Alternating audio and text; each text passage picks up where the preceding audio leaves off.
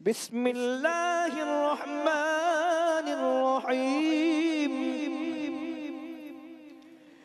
تبت یدا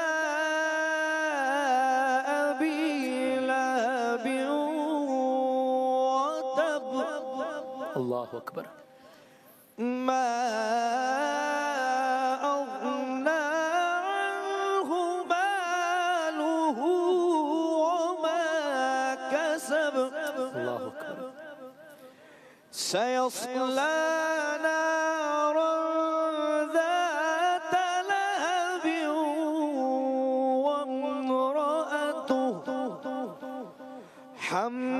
حمالة الحطب اللہ.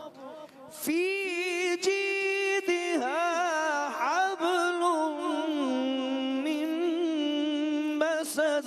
جزاک اللہ جناب قاری محسن صاحب. بسم اللہ الرحمن الرحیم. داستان محمد صلی اللہ علیہ وآلہ وسلم آگے بڑھ رہی ہے. کل کا واقعہ آپ لوگوں کی نظروں میں ہے, ریپیٹ نہیں کرتے, سیدھا آگے بڑھتے ہیں. سورہ لہب کب نازل ہوئی, کیوں نازل ہوئی, کیا واقعہ تھا, کیا مکالمہ ہوا, صفا کی پہاڑی پر کیا ہوا, ابو لہب کیسے مخالفت میں آگے آ گیا, سب کل ڈسکس ہو گیا. بات آگے بڑھے یاد.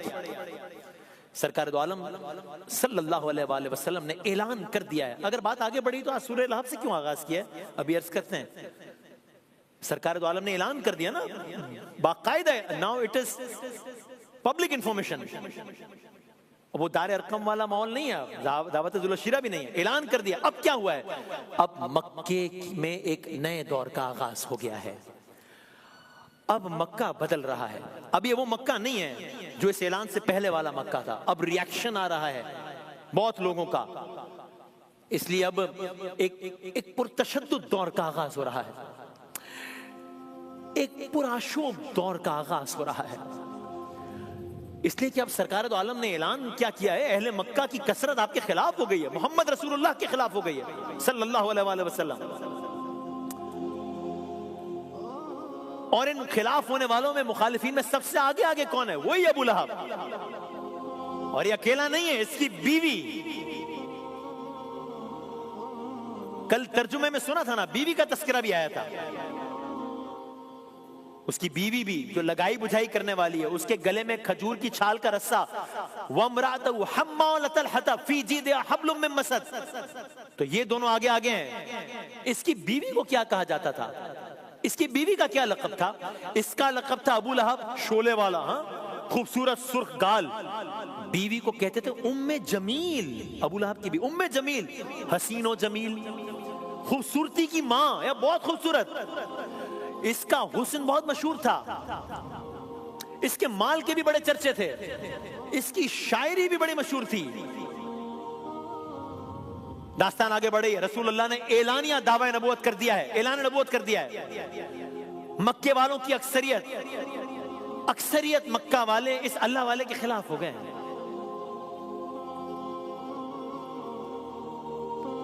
اب یہ جو ابو لہب ہے, یہ فائنینشلی بھی ایک سٹرونگ آدمی ہے.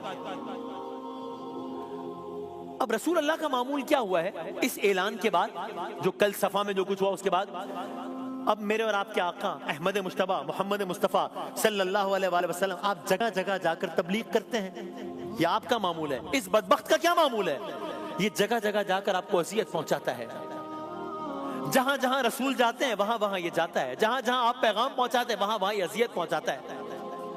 حج کا موقع آتا ہے, 10 سے زیادہ حج آئے آپ کی زندگی میں. حج کا موقع آتا ہے, دنیا بھر سے لوگ مکہ آتے ہیں, میرے آقا منا جاتے ہیں, خیموں میں جا کے تبلیغ فرماتے ہیں, یہ وہاں پہنچ جاتا ہے اور وہاں لوگوں کو کہتا ہے ابھی یہ جو شخص تمہیں کہہ کر گیا ہے نا, یہ نعوذ باللہ جادو کر.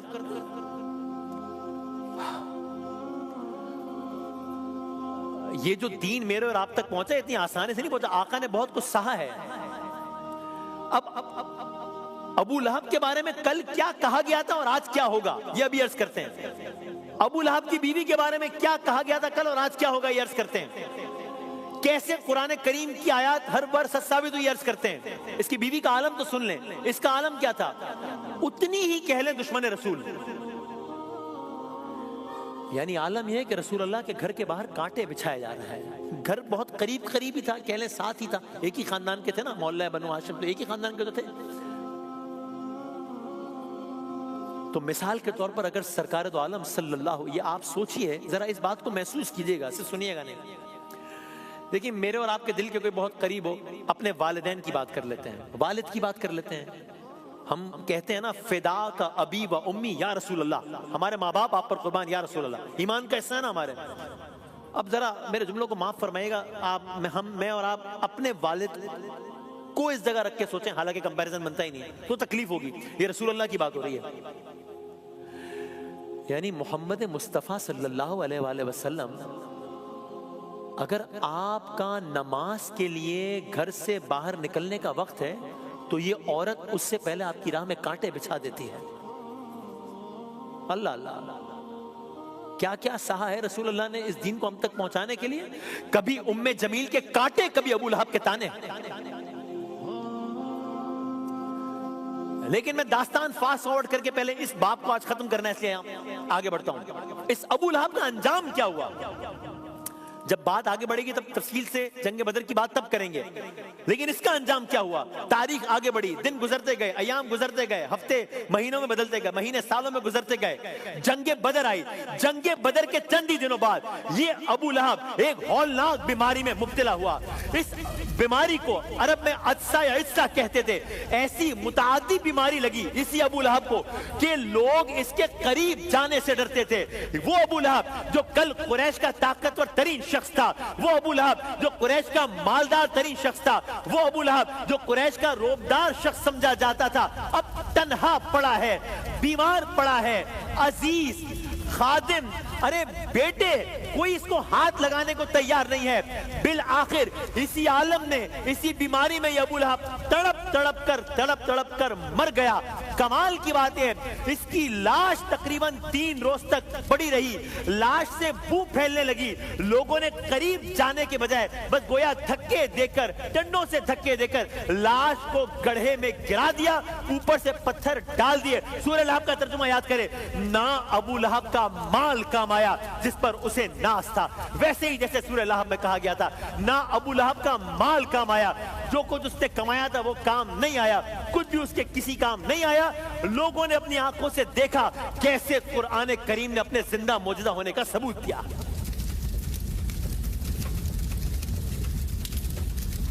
کیسے جو کچھ اس ابو لہب کے بارے میں کہا گیا تھا وہ اپنی آنکھوں کے سامنے لوگوں نے حرف بہ حرف سچ ثابت ہوتا ہوا دیکھا. اور اب اس کی بیوی کا بھی سنیں کہ اس کے ساتھ کیا ہوا اور کیا ہوگا. اس کی بیوی کا حال یہ تھا کہ وہ گلے میں ایک ہار پہنتی تھی، بڑا مہنگا ہار، مالدار لوگ، بڑا مہنگا ہار، بڑا قیمتی ہار. اور کہتی کیا تھی؟ آپ دشمنی کا اندازہ تو لگائیں، کہتی کیا تھی؟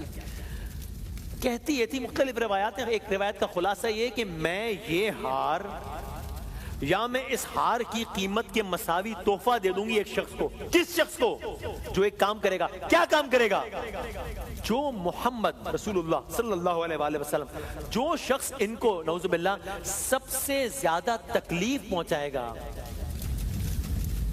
یا جو نعوذ باللہ سب سے زیادہ ان کی توہین کرے گا، میں اس کو یہ ہار دے دوں گی یا اس ہار کے مساوی قیمت کا انعام دوں گی. قرآن کریم نے سورہ لہب ہی میں کیا کہا؟ فی جیدہا حبل من مسد. اس کی گردن میں، یہ ابو لہب کی بیوی کی بات ہو رہی ہے، اس کی گردن میں مضبوط کھجور کی چھال یا لوہے کے تاروں کی بٹی ہوئی رسی ہوگی. گویا کہا جا رہا ہو کہ آج یہ جو ہار پہن کر گھومتی ہے کہ یہ توہین محمد نعوذ باللہ کرنے والے کو دے دوں گی، کل دوزخ میں یہی ہار ایک خوفناک رسی کی صورت میں اس کی گردن میں ہوگا.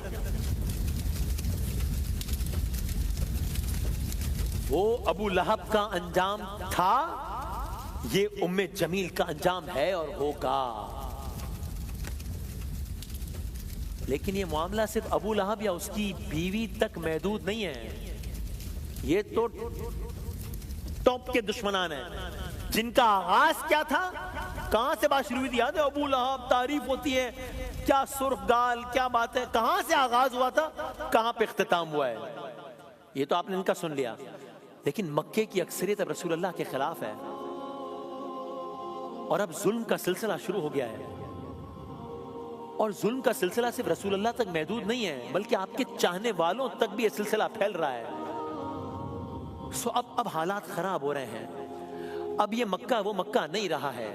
آپ یہاں پیدا ہوئے ہیں, آپ کا وقت گزرا ہے, آپ نے زندگی کے ایام گزارے ہیں یہاں پہ, لیکن اب اسی مکے کی انہی گلیوں میں ظلم کی نئی داستانیں رقم ہو رہی ہیں.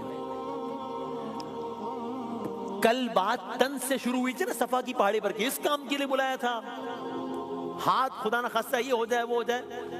کل بات یہاں تھی, آج بات آگے بڑھ رہی ہے. اب بات طنز اور تانوں سے آگے بڑھ گئی ہے. اب بات تشدد تک آ گئی ہے. اب بات تشدد سے آگے بڑھ گئی ہے. اب بات شہادتوں تک آ گئی ہے. آئیے, اسلام کی اس پورے سلسلے کی پہلی شہادت کس کی تھی؟ کون نشانہ بنا؟ کیسے نشانہ بنا؟ کس نے نشانہ بنایا؟ کیوں نشانہ بنایا؟ کلرز کریں گے انشاءاللہ.